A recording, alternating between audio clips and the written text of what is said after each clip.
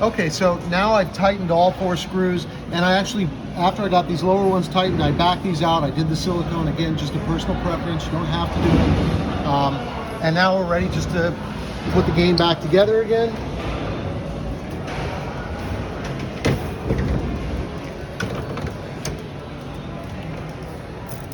And we can test the swiper.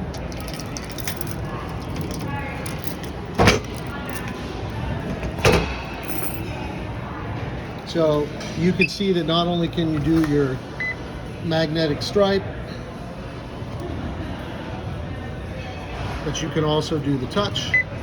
It's easy to get at, easy to clean. I recommend that you use this anywhere where you've had to replace a swiper due to a broken screen. For us, it's primarily the skee balls.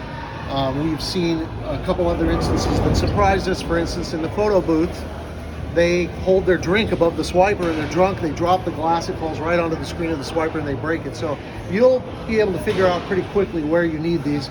And the nice thing is they're made out of polycarbonate, so they're really strong. They're gonna have a long life. You're gonna get a couple of years out of them easy, and they're gonna save you $350 for a broken swiper.